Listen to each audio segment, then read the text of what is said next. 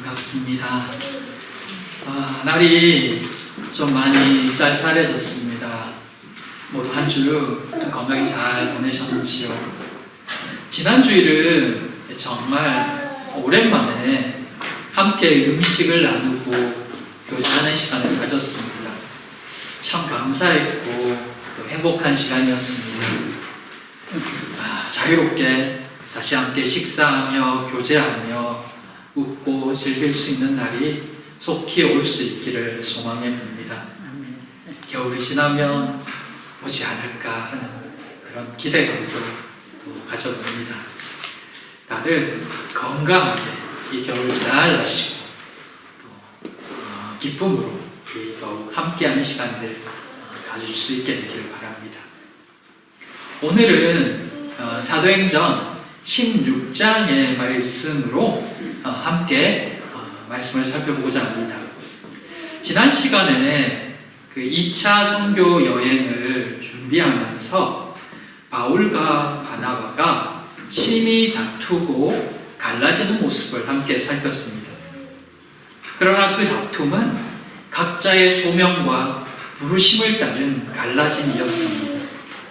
그렇게 바나바는 마가를 데리고 구브로 성으로, 바울은 실라를 데리고 수리아와 길리기아로 떠났습니다. 오늘은 그 바울의 선교 여행 중에 모습들을 기록합니다. 바울 일행의 선교 여행 중에 어떤 일들이 일어났을까요? 그 모습을 살펴보면서 우리에게 주시는 말씀이 무엇인지 다시 한번 생각하고 또 은혜를 나누기 원합니다. 성령께서 이 시간 우리의 마음, 몸과 또 심령을 열어주시기를 기도합니다. 첫째, 복음을 위해서라면 1차 선교 여행 때 바울 일행은 이 구브로 성을 시작으로 쉽게 표현하면 위에서 이게 시계 방향으로 이렇게 1차 선교 여행을 갔다가 다시 돌아왔습니다.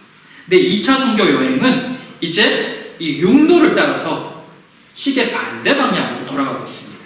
그러니 맨 마지막 1차 때 맨 마지막에 복음을 전했던 더베와 루스드라가 이번에는 첫 지역이 되는 것입니다. 물론 그 사이에는 길리아 다소 이 바울의 고향도 있습니다. 거기를 거쳐서 육로를 통해서 가자면 거기를 거쳐야 되니까 거쳐서 갔을 것입니다. 그 더베와 루스드라는 우리가 1차 선교 여행 때 잠시 살폈습니다. 그곳에서 바울이 날 때부터 발을 쓰지 못하는 사람을 고쳐줌으로써 이 사람들로부터 신과 같은 존재로 인정받았습니다. 근데 이 이고니온에서 올라온 이 유대인들이 충동질하는 바람에 거기서 오히려 돌에 맞아서 거의 죽을 뻔했던 사건이 이 더베와 루스드라에서 있었습니다. 바울은 다시 돌에 맞아서 사람들이 죽었다고 여길 만큼 그렇게 고통스러웠던 그곳을 2차 선교 여행의 첫 목적지로 삼습니다. 복음에 목숨을 건다는 것이 어떤 것인지를 그의 모습을 통해서 분명하게 확인하게 되는 것 같습니다. 생명보다 복음을 더 소중히 여기는, 그리고 복음의 필요를 따라서 움직이는 그 바울의 모습을 발견하게 되는 것입니다. 그곳에서 그는 모든 사람들에게 칭찬듣는 디모데를 만납니다. 디모데는 아마 바울의 1차 선교 여행 때 그가 전한 복음을 듣고 믿음을 가지게 된 제자였던 것으로 보였습니다. 그런데 디모데를 소개할 때 보면 그의 어머니의 이름이 나오고 있습니다.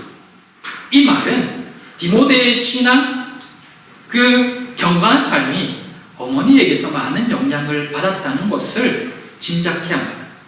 더구나 디모데의 아버지는 헬라인이었기 때문에 디모데의 칭찬받는 신앙은 오롯이 어머니의 영향이었다는 것은 누구라도 알 수 있습니다.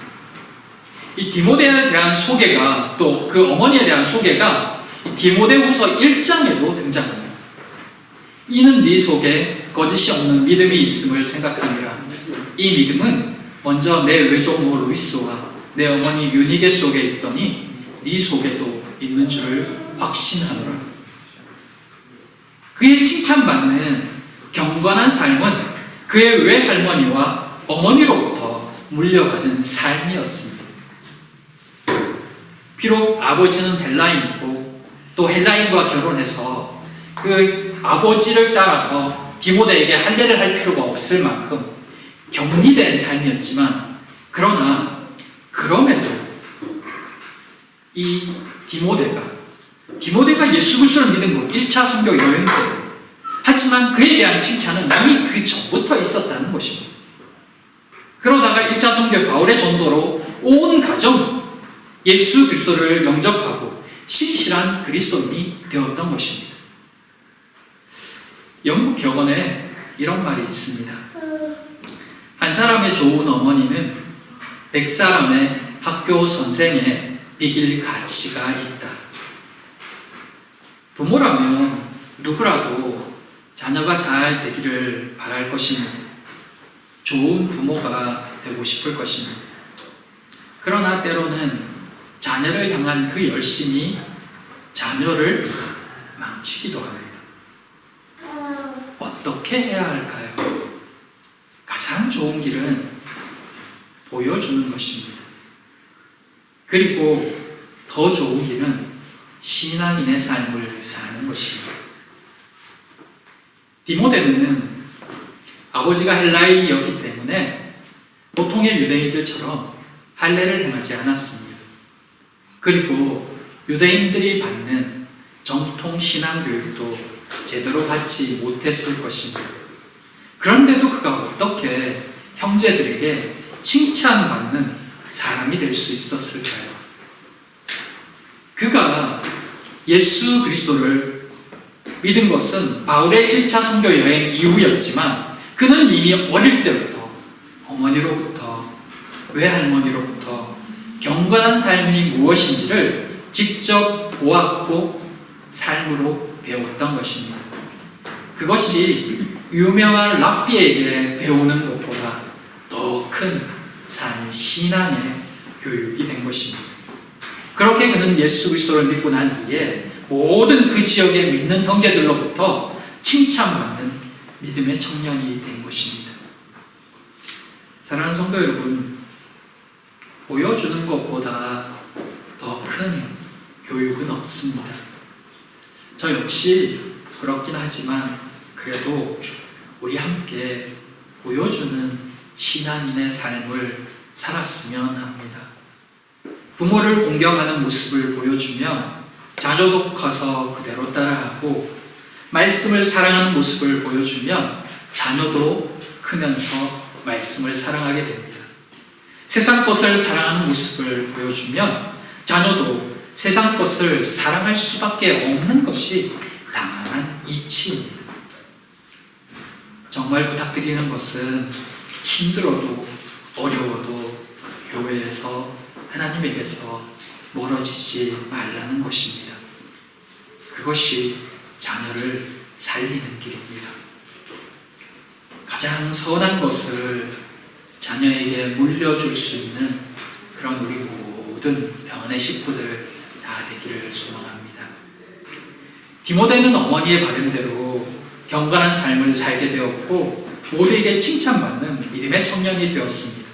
바울은 그런 디모데를 눈여겨보았으며 이후 선교 여행에 함께 데리고 가기로 작정합니다.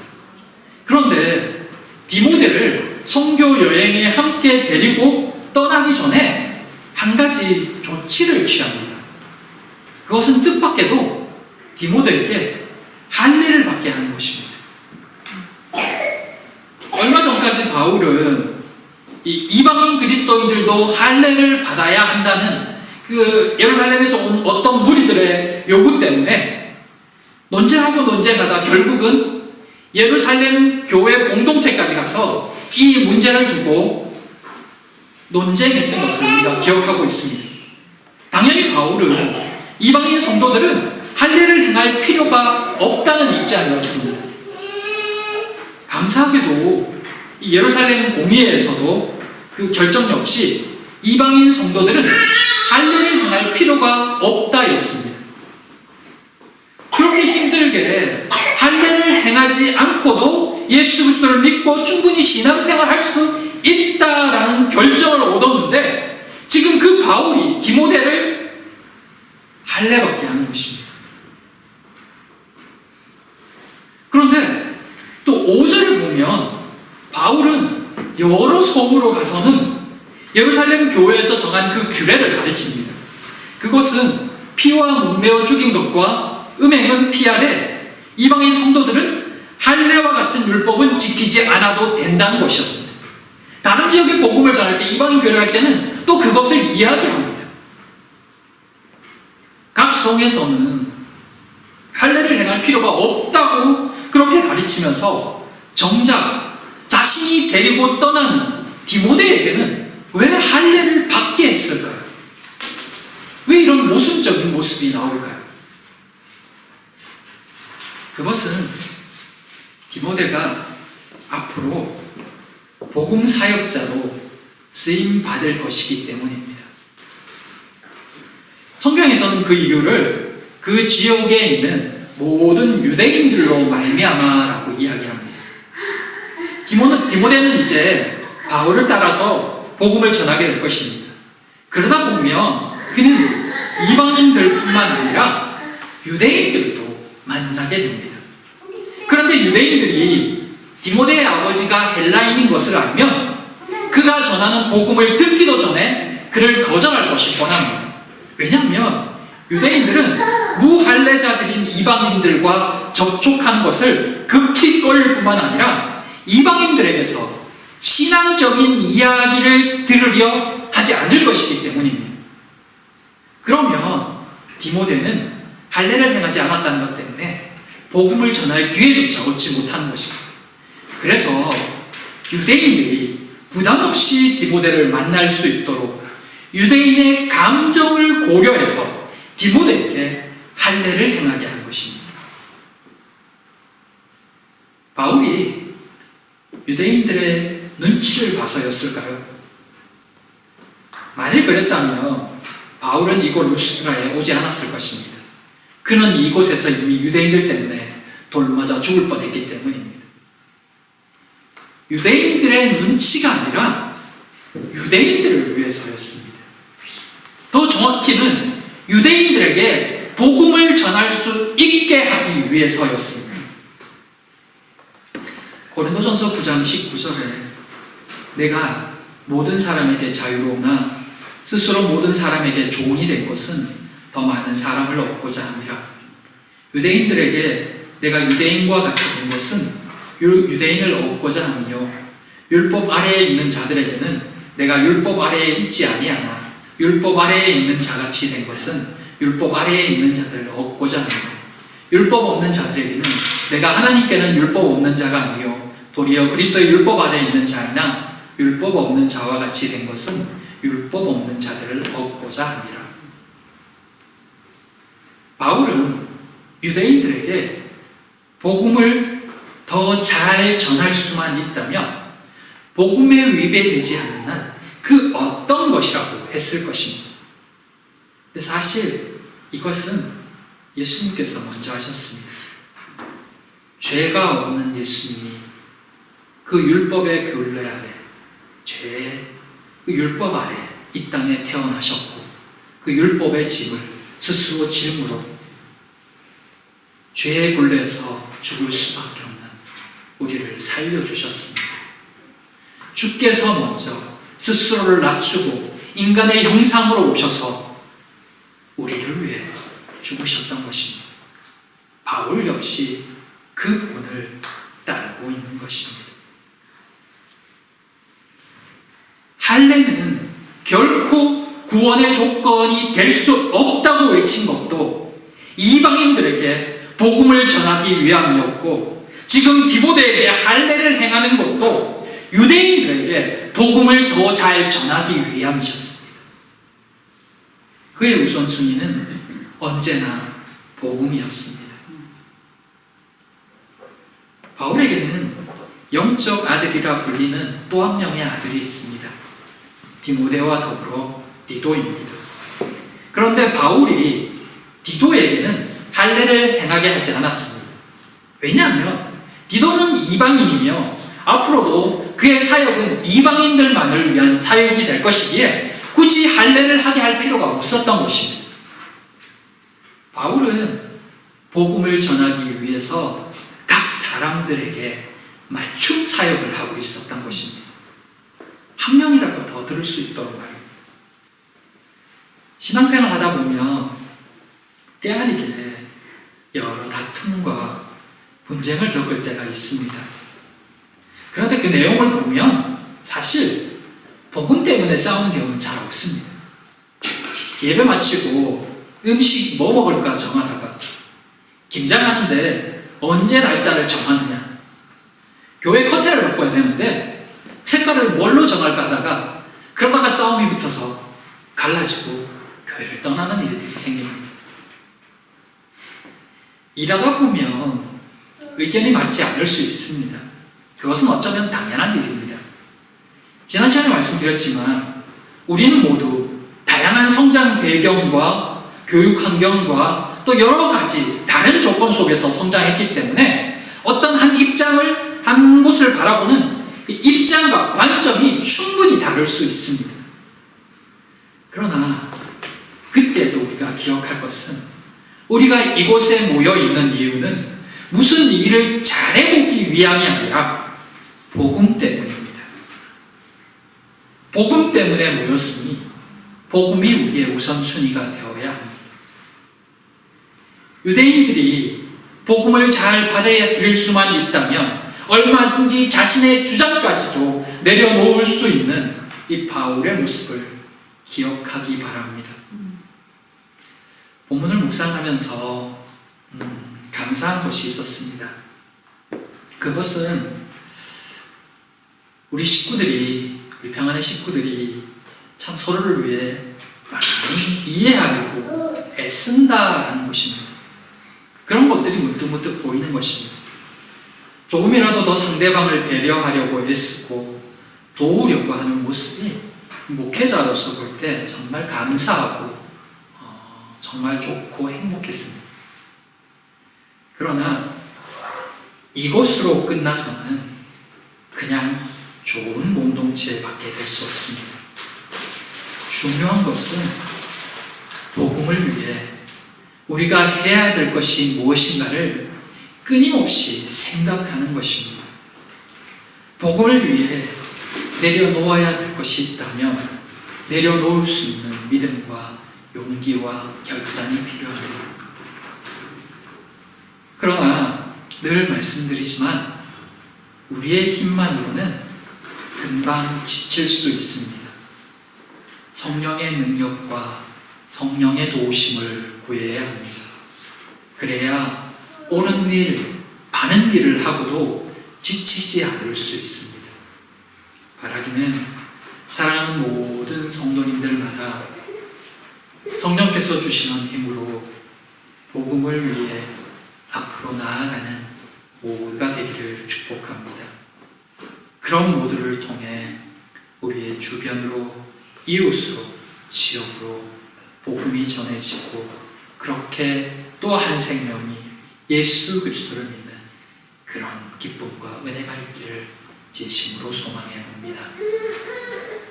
둘째, 믿음을 굳건하게 하는 규례들. 바울은 이 디모데를 데리고 이제 다른 여러 성으로 돌면서 예루살렘 공의에서 결정한 사항들을 전해주었습니다.